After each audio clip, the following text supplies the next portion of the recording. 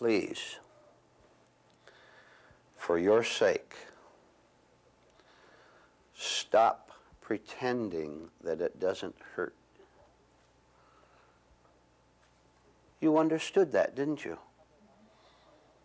Because you're doing your best to cover up the heartache. You're putting all your energies together to try to appear outwardly in charge of your life. You're trying to appear happy, aren't you? You want other people to think that you have it made, that you know what you're doing. And along with that outer deception is the horror of inner deception. See, when you try to kid someone outside, in the family, in the business, socially, when you go around with your bouncy walk and your smiles and your fast answers, you're trying to convince the world, and you're also trying to convince yourself. Why do you do it? If you had the command of your own life truly, inwardly, would you have to go around like you do, covering up the ache, pretending that it isn't there? Not at all. You would have inner completion so complete that you wouldn't have to say a word about it. You wouldn't have to think about it. You wouldn't have to do anything. You'd be free. Listen to the beauty of this. You'd be free of the whole exterior world. So that when you looked at other people, when you go out to a group, go out socially, you wouldn't have to plan your script. Now, the problem is you don't know you're doing this. You don't see it. You've played the role so long that you no longer know you're doing it. What you must do is understand and act while the act is going on so that you can see the futility of it. Now let me repeat it again. Why all this pretense that you're happy? Why all this fakery that you're not concerned about anything, that you have it made okay, that all is well? See that you're doing that as a first step to abolishing the unhappiness of pretending to be happy, and you're not at all. You don't have it made at all. Now look, there's two of us that know that. You know it. Of course you know it. Your feelings know it. Your life knows it, and I know it. So now we can be in honest communication at the beginning, can we not? We both know it. Now let's start from there. And we're going to start as follows. Think of all the ambitions, aims, wishes that you have, places that you want to go, things that you want to do. Think of the word wish as a beginning word. You wish for certain things. You wish to obtain things, acquire them. Let me give you another thing to wish for.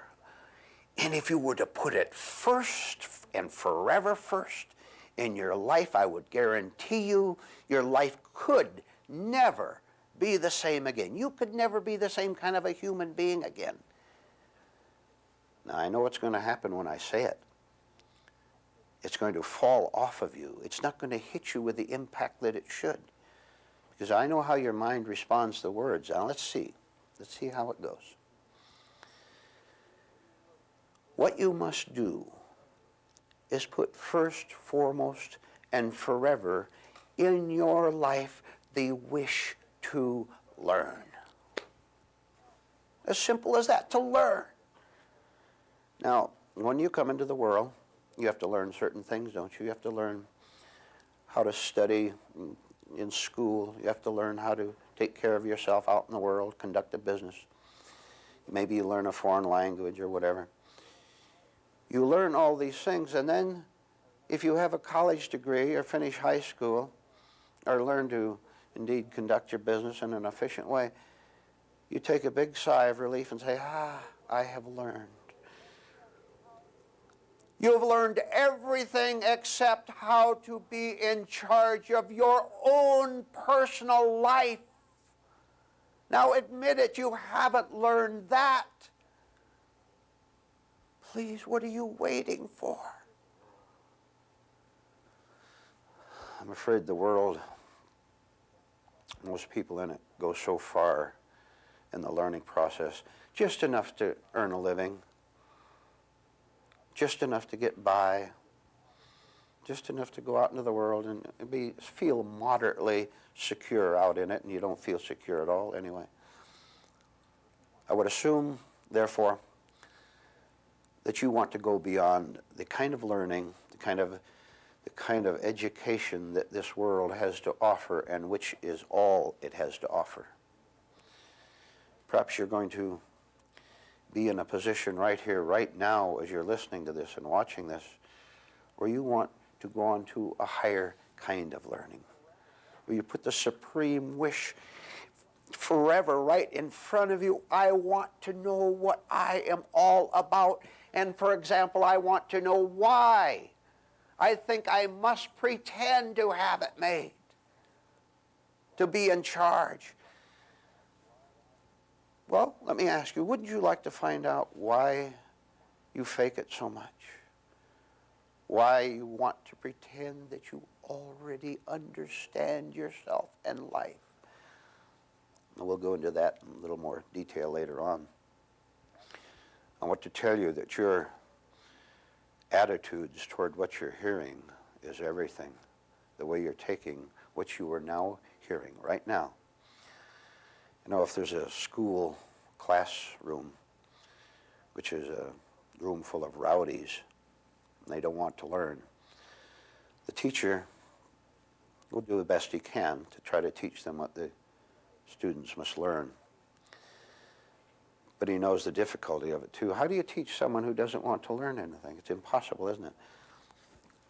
But just maybe in that class of rowdies, there's one boy or one girl who looks around the room while the other rowdies are throwing things and disrupting the lessons.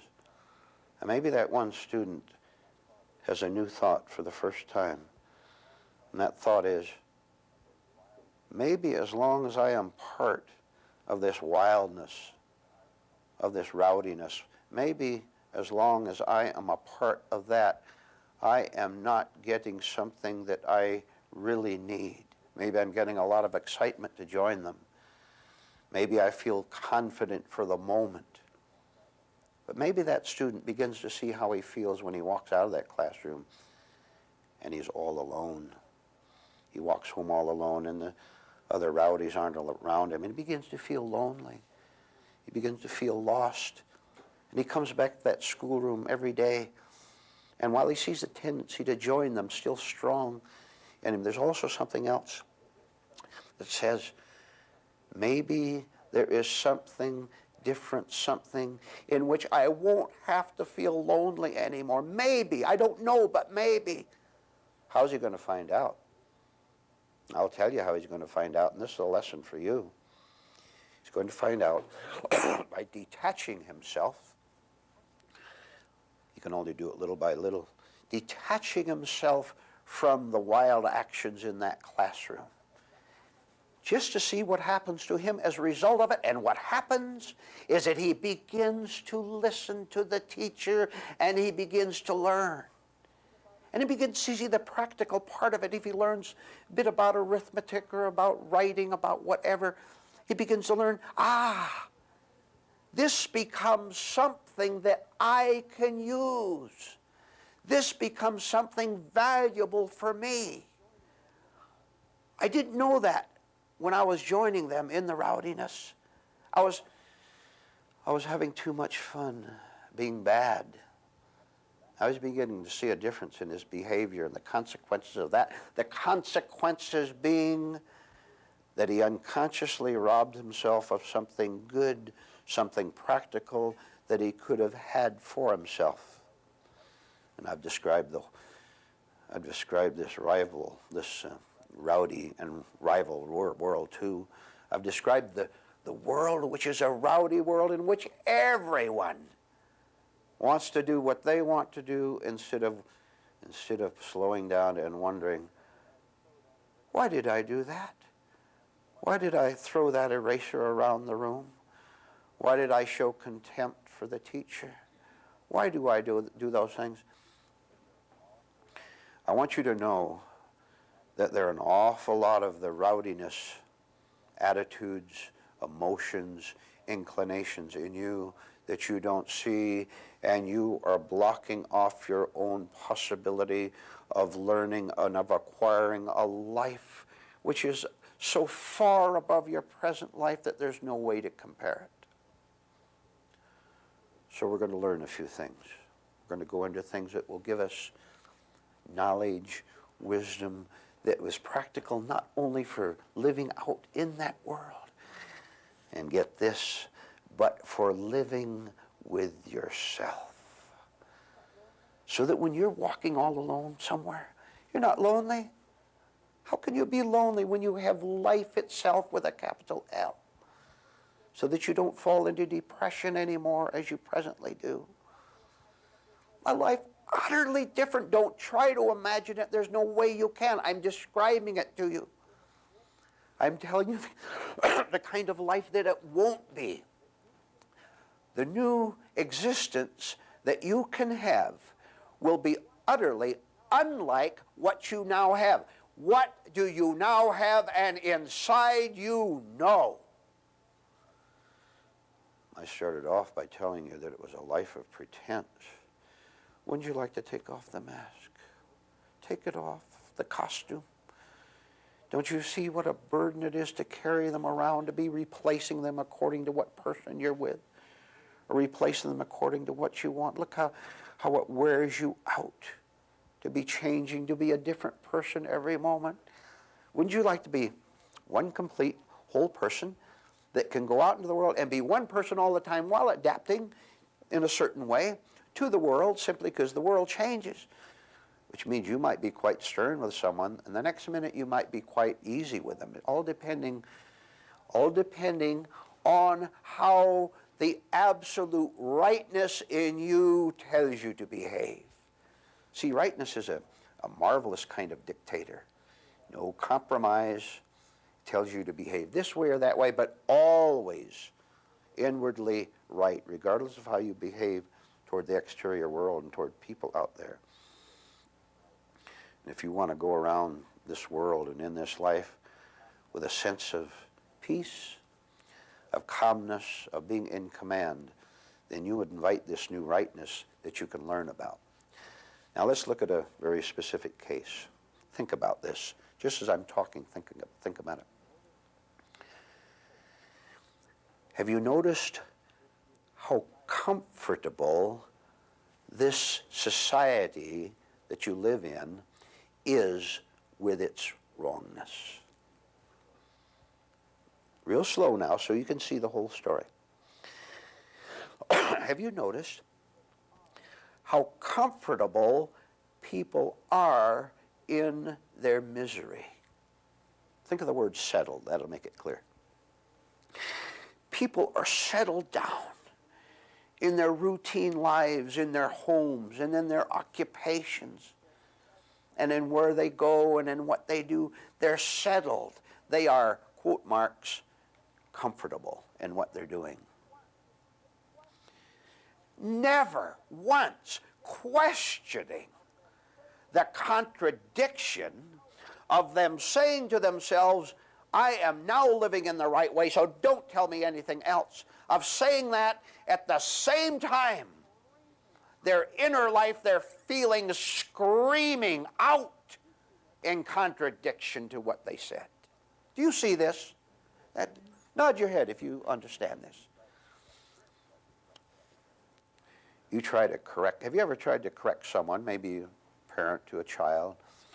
Tried to correct someone, and you knew, of course, that they were all wrong about something. They were behaving in a way that's self-defeating. And this person you tried to correct got mad, struck back, became hostile towards you. Now, do you suppose Do you just suppose that maybe you are living that way, that you are being wrong about your life, and reality, truth, God is trying to get through to you and telling you that you're wrong, and you rebel angrily and foolishly instead of listening, instead of keeping that wish to learn foremost? Do you suppose it's a possibility that unseen to yourself, you are fighting instead of receiving? Now, let me tell you why you can't talk to the masses of people about these realities. Very simple. They don't want them. They have lived so long in this miserable comfort, this settling down, that there's no way truth can get through to them. They wouldn't come to a place such as this where their delusions would be challenged. They're not going to come to a place where they're told that they're wrong because they want to insist that they're right and get mad about it if you try to correct them. Correct? Have you ever had that experience yourself? Where someone tried to correct you and you reacted with hostility toward them? Wouldn't you call that childish to do that? Now, maybe we did it as children. Don't you think it's time that we grow up? And when someone tries to correct us as far as our inner life is concerned, about an authentic spiritual life is concerned, wouldn't it be wise? Wouldn't it be sensible? Wouldn't it be practical? Wouldn't it be new and different to simply listen to what is being said, endure the discomfort of being corrected in order to authentically be right, in order to cancel out the contradiction, in order to not suffer from being ourselves anymore, in order to not suffer from being our old selves anymore? Imagine a country where everyone goes around dressed in rags. Everyone around in rags, dangling around from their shoulders. White rags, black rags, gray rags, green rags. There's thousands of people going around, and you know what they do? You get the parallel, I'm sure. Everyone compliments each other on the rags. Oh, you have a beautiful new rag today.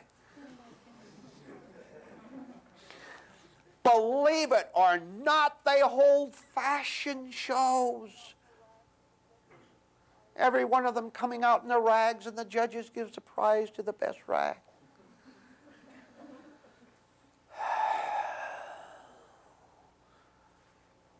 What do you suppose is going to happen if there comes a visitor to that country, who's dressed in normal, neat clothing? You know what's going to happen. They're going to get nervous. They're going to get disturbed because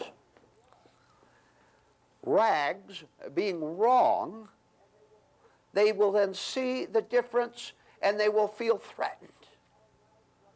They've been calling rags right. They've been calling rags right clothing all these hundreds and thousands of years, which humanity has been doing.